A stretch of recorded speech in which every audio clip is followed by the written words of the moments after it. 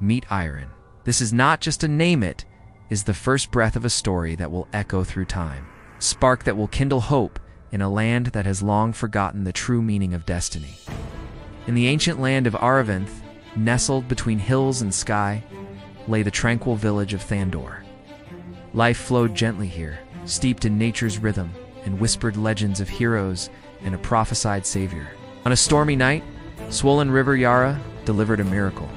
A newborn child wrapped in a faded, regal cloak found by villagers at dawn. The village healer, Mira, cradled him, sensing an extraordinary destiny. "The stars have chosen him," she whispered, naming him Eiran, raised by Mira and the kind villagers. Eiran grew amidst Thandor's simple joys and deep traditions. He learned the language of the wind, marveled at dewdrops, sat wide-eyed by the communal fire, absorbing elders' tales of ancient heroes and a prophecy foretelling a savior who would unite Aravinth in its darkest hour. He felt an unexplainable connection to these legends, a quiet certainty of a greater purpose. Solitary wanderings led him to ancient stones and murmuring brooks, deepening his bond with the land and the sense of a remarkable destiny intertwined with it. Years passed. One clear, starlit night, a mysterious figure emerged. Saria, a keeper of ancient lore.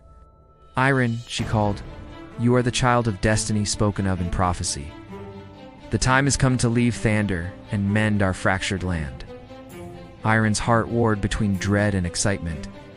How could he, who'd never left Thandor's borders, be this hero? Saria sensed his doubt. "Even the mightiest river starts as a small stream. You have undiscovered power within." Her words ignited a spark of purpose. Confiding in his adoptive mother, Mara, he found understanding. "You were meant for great things," she whispered. "Go, carry our love."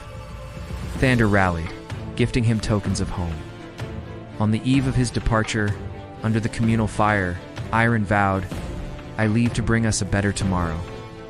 Every step is for you." At dawn, with Saria by his side, Eiran stepped beyond the familiar, his heart heavy yet determined. Saria guided Eiran through lands where nature itself would test him, each element offering a crucial lesson deep within the iron-bound mountains. Eiran navigated shifting corridors of a living stone maze. Lost and doubting, he recalled Saria's words, "Your heart must be steady as a mountain." Pressing his palm to the rock, he felt the earth's slow heartbeat. In a cavern, a colossal stone guardian challenged him. Drawing on Thandor's lessons, Eiran knelt, declaring, "I seek strength to protect those I love." Warmth surged through him, Terra's blessing of stability and patience. Water by the serene yet deep silver lakes, Eiran learned fluidity. "You're lazing into the water." He saw his inner self, hopes, fears, dreams. Wading deeper, gentle ripples became fierce currents. Fighting led to panic. Surrendering to the flow brought control. Aqua taught him adaptation and finding calm within chaos. True strength lies in flexibility. Fire, the blistering ember wastes, tested passion and transformation. Amidst flickering flames on parched earth, Eiran confronted painful memories of powerlessness. Instead of letting anger consume him, he harnessed that inner fire, vowing to transform pain into purpose. The flames burned brighter in response. Holding a glowing ember, he saw not destruction, but the promise of renewal. Fire's gift to burn away the old and ignite new beginnings. Ire. High on misty peaks, Eiran traversed a bridge of clouds. Unpredictable winds tested his balance. Saria's lesson echoed. Strength lies in trusting unseen currents. Letting go of control, he attuned to the wind's rhythm. An elder among the clouds imparted the final wisdom. The greatest power is freedom. Freedom to be yourself, unburdened. Air bestowed liberation and trust. Forged by the elements, Eiran emerged stronger, wiser, ready to face the world's darkness with compassion and resolve. Every trial shaped me, he reflected, stepping towards his destiny. News of Eiran's trials spread like wildfire across Aravinth, igniting hope in hearts long crushed by oppression. He arrived at Valmaris, a magnificent city groaning under Lord Ravik's tyrannical rule. Its beauty was scarred by fear and injustice. In a secret courtyard, Eiran addressed the desperate people. "I come not as a conqueror, but as one who has walked the path of trials. The strength of the earth, water, fire, and wind lives within you too. We are here to reclaim our future." His words resonated, sparking a flame of rebellion. Eiran became a catalyst. He united villagers, laborers, disillusioned soldiers, and even sympathetic nobles. His speeches, simple yet profound, emphasized unity and hope.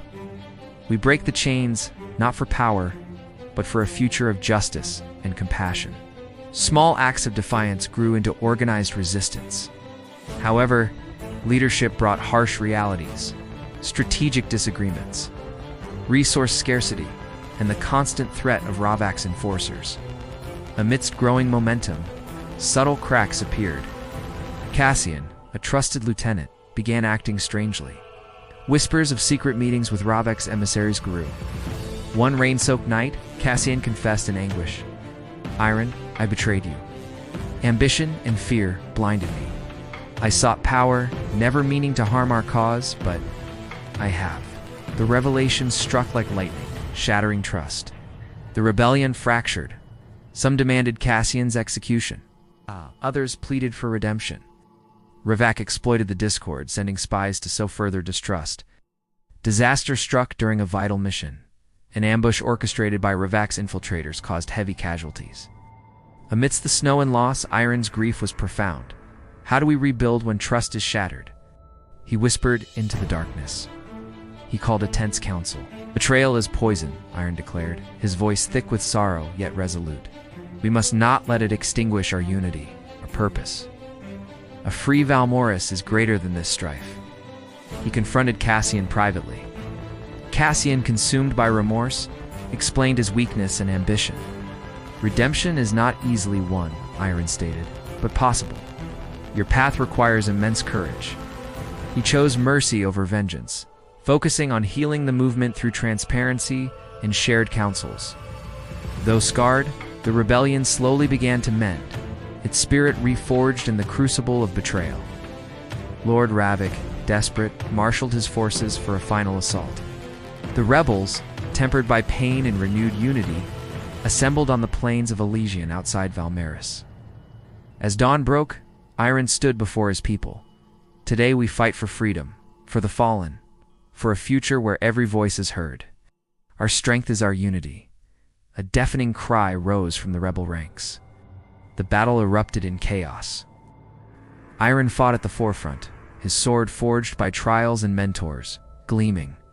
He moved with the grace of the elements, earth's steadiness, water's flow, fire's passion, air's freedom, faced overwhelming lines, faced overwhelming odds, and inspired his comrades. During a fierce duel, he saw not a monster and an enemy officer, but a man trapped by cruelty, disarming him with a mix of sorrow and resolve. The tide turned slowly.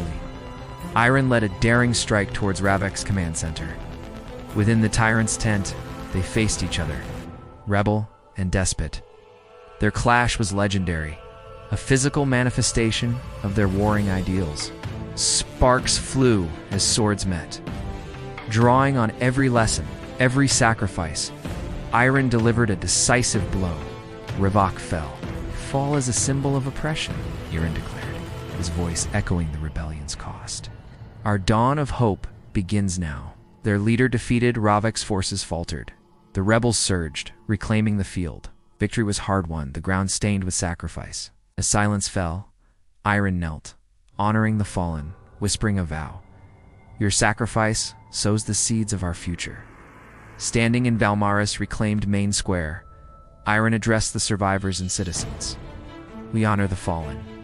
Their sacrifice builds our future on compassion, unity, and hope. Our wounds remind us of our strength. Together, we rebuild.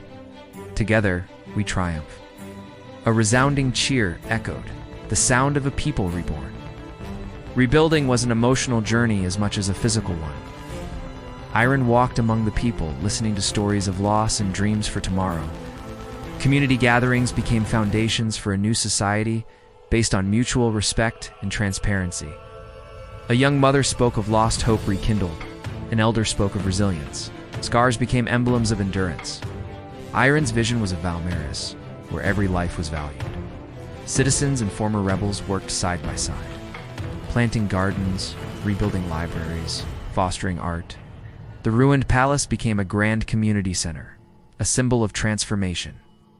Eiran instituted a day of remembrance, ensuring the legacy of sacrifice and hope endured. Watching children play and revitalize streets, Eiran saw the true triumph, the rebirth of joy and trust. Our strength lies in unity, he proclaimed at the center's opening.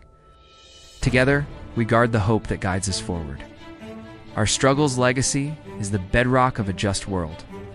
The scars remained, but they marked a story of resilience. Valmaris blossomed, a beacon of what unity and hope could achieve. Eiran, the boy from Thander, had become the rebel king who ignited a revolution of the spirit. His journey was etched into the city's soul. As lanterns lit the peaceful streets at dusk, Eiran looked upon his people, knowing challenges would come. But the unyielding light of their united spirit would forever guide them towards peace, justice, and enduring dawn. Our triumph, Eiran murmured, gazing at the first stars, is not the absence of pain, but the victory of hope over despair.